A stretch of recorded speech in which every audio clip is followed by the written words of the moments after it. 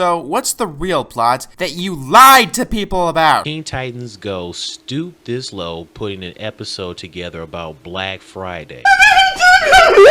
It's actually funny how the cartoon community has just not changed. You know, some people say that pop culture and time in general kind of stopped about 20 years ago and we're all currently too dead to notice. And then you look at the number of sequels and reboots of nostalgic properties that we've seen over the last few years and you think, yeah, that checks out. The concepts of revivals and reboots are two things that are often intertwined or are just generally mistaken as being the same thing when they're actually incredibly different. I am of course guilty of doing this, but my reason was monetary gain as opposed to being illiterate. I spelled illiterate wrong in the script. I'm not very good at this. A reboot is just a clean slate in general, featuring elements that are familiar to the original property like the characters and setting, but will often have major differences to fit the new vision in mind. And a revival is exactly what it sounds like, a revival of the original property that continues from where it left off. And in the world of animation, there have been a ton of reboots and revivals, like way more than you might think. People have sort of stopped talking about them as of recent, mostly because a lot of them turned out to be somewhat decent, and being positive in this community is like filing for bankruptcy. But I've always been interested in gathering a large number of them and writing some silly little words about them for my viewers, while my brain dissociates as I listen to the Guilty Gear soundtrack. I'll mainly be looking at revivals in this video as I find there's much more to discuss there. Reboots will be discussed, but there's only so much you can say about them before it all starts blending together. Also, no tier list this time. I got a few comments saying my appreciation of Weezer should either earn me the death penalty, or that I'm too similar to this other cool YouTuber whose name can be substituted for an expletive. So instead we'll rate each show with a kitty review gif for some much needed serotonin. I'm also going to use my cat as a video transition if you don't mind. Honestly, I'm not sure what else there is to say about Cartoon Network's infamous Teen Titans Go. Starting in 2013, the show has always had a particular plot twist, dickhead! I'm not talking about this show, it's been 10 years. Start a family. DuckTales. The original DuckTales made up a good majority of my childhood as I used to watch old VHS copies that my mum and her siblings owned, along with other stuff like Popeye and He-Man, and I'm only mentioning He-Man because this deserves its own video at some point. The original DuckTales was made to be as high quality as possible in comparison to a lot of the low-budget kids cartoons made only to sell toys at the time, and it was a risk that paid off massively as the show was a critical and financial success. No matter how you looked at it, the show was iconic and memorable for many reasons, and I'd still recommend watching it today, being one of the first mainstream cartoons to set a standard of animated entertainment, being able to connect with kids and adults alike, that we kind of just take for granted these days. Fast forward to 2015. Yeah, people weren't happy about this. Well, no one really cared at the time, but eventually as more bad reboots of old properties started releasing, people's skepticism started to grow. At the time DuckTales 2017 was shown off, it had plenty of people worried given how consistently awful many recent reboots of old cartoons have been up to that point. A lot of it was overblown, I'll be honest. People were acting like the heads being square-shaped was equivalent to the Pentagon being hit, but over time the show started to win people over with more footage being released, the intro was teased, featuring some good animation, and a very good cover of the iconic theme song. They released the first episode for free on YouTube, and it overall seemed like they were very confident of what they had made. And as the show finally began rolling out episodes, there was no shortage of praise as it was quickly hailed as one of the best reboots of a TV show in an incredibly long time. The show ran for about 75 episodes in 3 seasons, ending in 2021, and it had built up a pretty dedicated fandom over that period of time. All of this was pretty much unheard of for cartoon reboots at this point. Well, if you were one of the big boys focusing on the mainstream stuff, Thundercats 2011 was pretty good, but no one wanted to talk about that, did they? By the way, this guy's a nonce. Back on topic, DuckTales 2017 was pretty good. Visually, it took a lot more inspiration from the original comics than the 1987 series did, and the overall animation was consistent and very pleasant to look at. Obviously, everyone had been recasted, and you know, I'll always love Alan Young as Scrooge McDuck, it's iconic. But David Tennant, my beloved, brings such a unique and lively take on Scrooge while never sounding like he's an entirely different character. Scrooge is still money hungry and slightly cranky, but he has this energy to him that just isn't in the 1987 version, and I honestly kinda like it a bit more. Huey, Dewey, and Louie all have more distinct and defined personality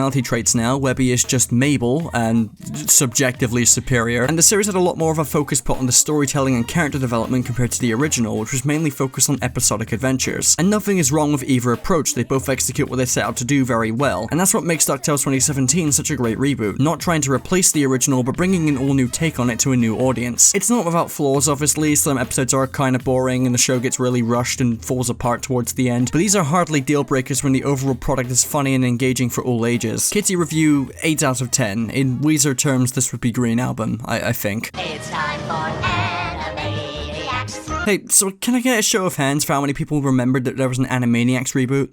And it premiered 3 years ago? and it ended this year. Talk about a cultural f***ing impact that show made, holy. Even to this day, you'll get people casually quoting lines from the original series, and yet every time I bring up this reboot to people, their reaction is either, wait, that was a thing? Or, oh right, that's...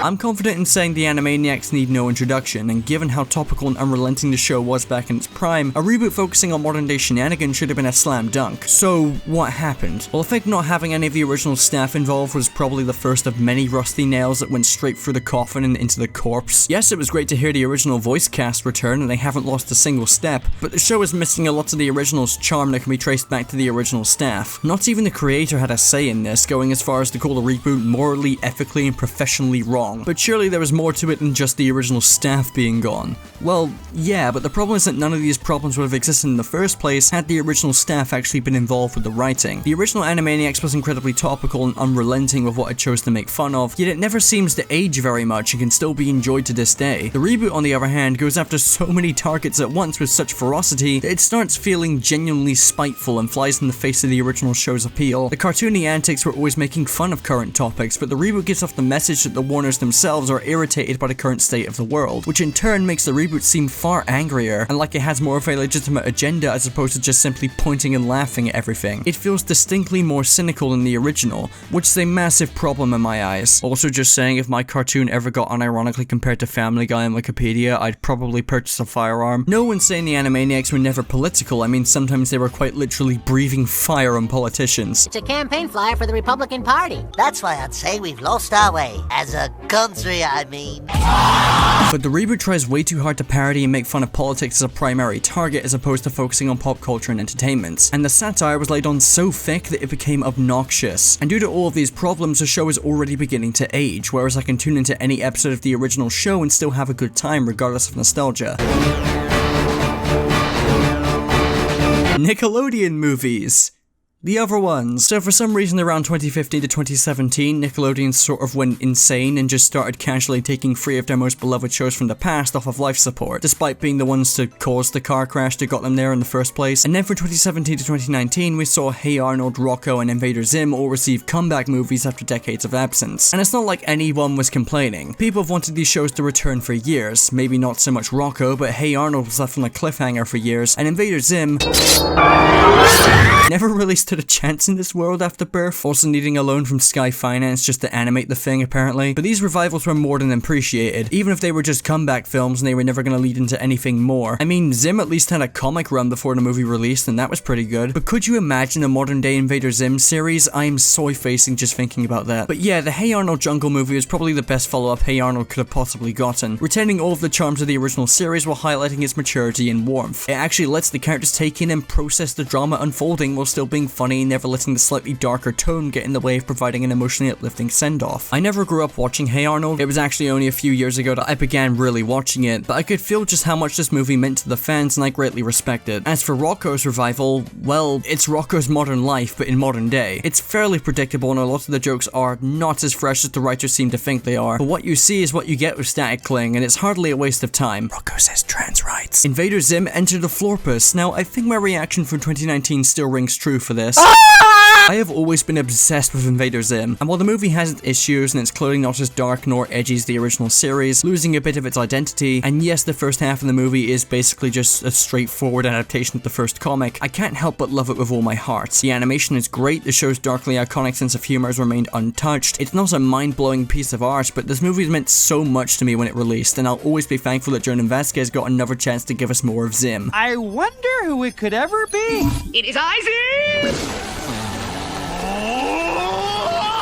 Way back in the 1980s. This is technically a follow-up to my original video discussing the Clone High reboot, but that doesn't matter. You know, I promised myself I wouldn't make a follow-up to my original video on the Clone High reboot because I felt the series not only hadn't improved enough to be worth talking about, but also only continued to get worse by doubling down on all of the reasons I gave for disliking it, therefore making any follow-up video a difficult task, until I realized I can give this series the respect it rightfully deserves by quickly throwing it into a video I had no plans to talk about it in, mirroring the actual level of effort that was placed into the show's writing. It really does make me upset to see Clone High receive so much negativity naivety after years of begging for it to return, but the revival just lacks the majority of what made the original so funny and memorable. Awful comedic timing is one thing, but the jokes being more violent and crass really brings it down further, on top of having an extremely crowded cast compared to the original. The original worked so well because it worked with its small cast and gave each character something to do that was often absurd and silly, and just kept reveling in it and constantly taking any spare second as a moment for a quick joke, while working as an excellent satire of teen dramas. Now admittedly, I know my video could be seen as me jumping the gun considering there were only 2 episodes out at the time, but the revival was so different compared to the original series that I really did not see how later episodes could possibly course correct everything. So what do I think of the Clone High revival now that it's all wrapped up? Well, I originally thought the series was fluctuating around painfully mediocre to just straight up bad, but after all 10 episodes I've come to the resounding enlightenment that this might genuinely be one of the worst shows I have seen all year. Straight up forgetting it's supposed to be a satire of teen dramas and instead becoming a teen drama with awful romance, large gaps between jokes compared to the original, and always fluctuating between trying too hard and trying too little. The only standout episode is episode 9, which was a genuinely great episode focusing on Mr. B, but that level of quality is not present throughout any of the show's other 9 episodes. When at least 80% of your show is garbage, I am not going to cut you much slack just because the final 2 episodes aren't as bad. Kitty review 2 out of 10 or something.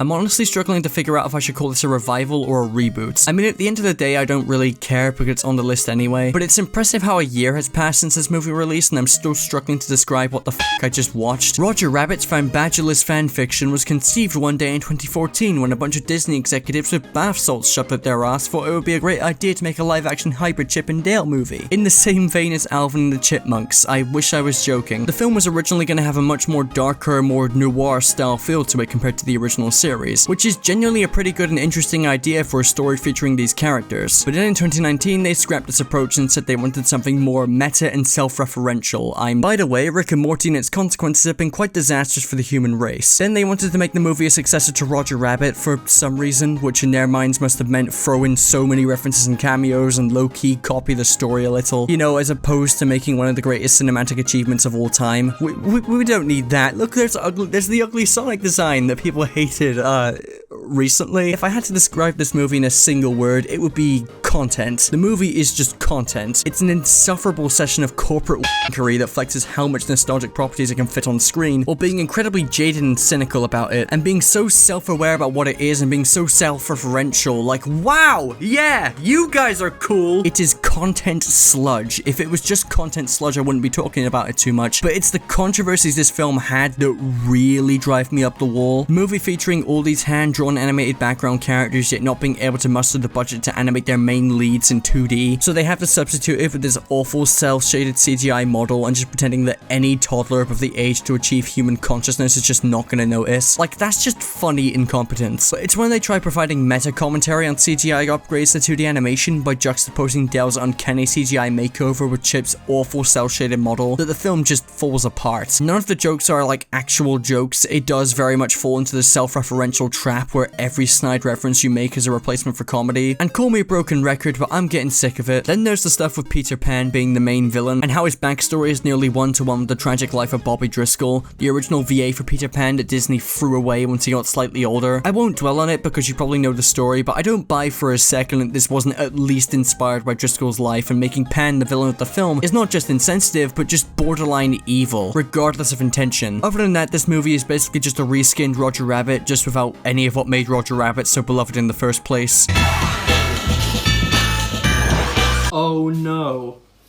Oh no, have you gotten it stuck? Look, what I said, didn't I? As John F. Kennedy once said, there are 3 things in life which are real: God, human folly, and Futurama will be resurrected every few years. I have a lot to say about Futurama, but can never seem to write any words down or say them properly. It's one of my favorite shows of all time, but it gets harder to keep recommending the show to people over the years when I know that it inevitably spirals from unrelenting kino down to perfectly serviceable junk food. Futurama's later seasons aren't outright bad, but the show always feels like it stayed the same, which for many is a good thing and it allows it to remain consistently amusing, like comfort food really. But every time it returns, it does feel frozen in time, which they are perfectly aware of. Like, the first episode of the reboot is quite literally resuming time from when it was initially frozen, unable to shake its approach and in many ways feeling stale. Being the show's 3rd revival in its 24 years of existence, the Hulu era of Futurama had a lot to prove, and I can't really say it makes its case very well. Despite the prospect of Futurama tackling modern topics always being a tantalizing one, the show's stagnant execution doesn't blend well with trying to remain topical in an age where animated shows take even longer to produce than before, and in an age where the internet exists. A lot of the jokes and topics in the new revival feel dated by about 3 years, especially all of the pandemic stuff. It's new ground for Futurama, but it's old news for all of us. It's still mildly amusing, the show has always been incredibly charming, and the voice actors are still doing a good job with these beloved characters. I'm so happy they got DiMaggio back as Bender, because the show would just not be the same without him. And the show is still capable of telling very funny jokes and proving that the people behind the show are still just as talented as they've always been. But Futurama in general needs to shake things up at some point, because while the newest season is fine, it feels incredibly strange and uncanny. There's a lot more I could say about it, but I am EP and still trying to finish Judgment, so I should probably get back to that.